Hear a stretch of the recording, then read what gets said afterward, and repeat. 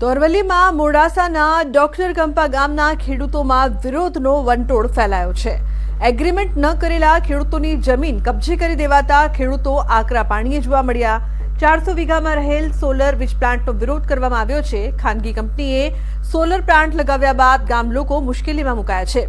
ખેતરમાં જવાના રસ્તામાં ટાવર તેમજ તારની આડશોથી રસ્તો બંધ કરી દેવાયો છે। કરારમાં સામેલ નથી એવા ખેડૂતો મુશ્કેલીમાં મુકાયા છે। તો 70 વીઘાથી વધુ ખેતરની જમીન તેમજ સ્મશાન જવાનો રસ્તો બંધ કરી દેવાયો છે, જેથી ગામ લોકો દ્વારા બેનરો સાથે કંપની આગળ ન્યાયની માંગણી સાથે સૂત્રોચ્ચાર કરવામાં આવ્યા। ઓકે, મોડાસાનો છું।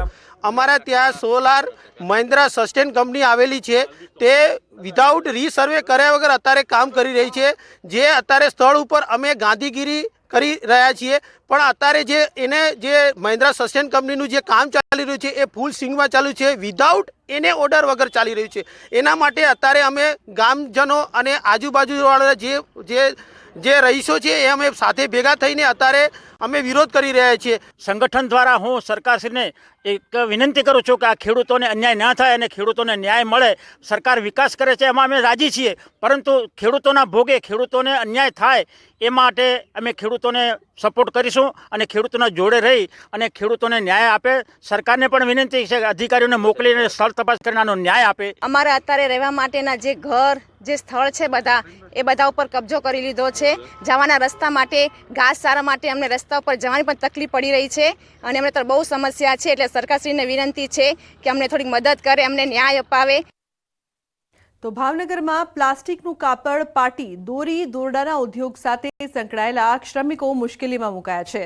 ભાવનગરમાં ગૃહ ઉદ્યોગ તરીકે કાર્યરત મોનોફિલામેન્ટ યાર્ડના એકમોને કોર્પોરેશન દ્વારા કમર્શિયલ દરે ટેક્સની આકારણી કરી વસૂલાત કરવામાં આવી રહ્યો છે, ત્યારે આ ટેક્સથી આ નાના ઉદ્યોગ પર માઠી અસર પડી રહી છે, જેના કારણે આ ટેક્સ નાબૂદ કરવાની માંગ નાના ઉદ્યોગકારો અને શ્રમિકોએ કરી છે। ઉદ્યોગકારોએ કહ્યું છે કે જો ટેક્સ નાબૂદ નહીં થાય તો ભાવનગરમાંથી આ ધંધો બંધ થશે અને હજારો શ્રમિકો બેરોજગાર થશે। વધુમાં કહ્યું કે સત્તાપક્ષે ચૂંટણી ઢંઢેરામાં આ ટેક્સ નાબૂદ કરવા જણાવ્યું હતું, પરંતુ તેમ છતાં ટેક્સ નાબૂદ ન કરાતા ઉદ્યોગકારોમાં રોષ વ્યાપ્યો છે। મહત્વનું છે કે ભાવનગરમાં 400 જેટલા ઘરોમાં કામ કરતા અંદાજે 30,000 લોકો પ્લાસ્ટિકનું કાપડ, પાટી, દોરી, દોરડા બનાવી પોતાના ઘરમાં જ કામ કરે છે।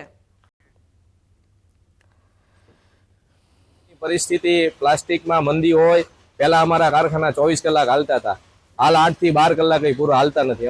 અમને લોકોને પૂરું વળતર નથી મળતું। એવી પરિસ્થિતિમાં મહાનગરપાલિકા દ્વારા અમને કોમર્શિયલ ટેક્સ લાદવામાં આવ્યો છે, જે ગેરવ્યાજબી છે। સત્તાધીશ પક્ષ દ્વારા પણ આશ્વાસન આપવામાં આવેલું કે આ ટેક્સ અમે નાબૂદ કરીશું। હાલ સુધી નાબૂદ ન કરવા છતાં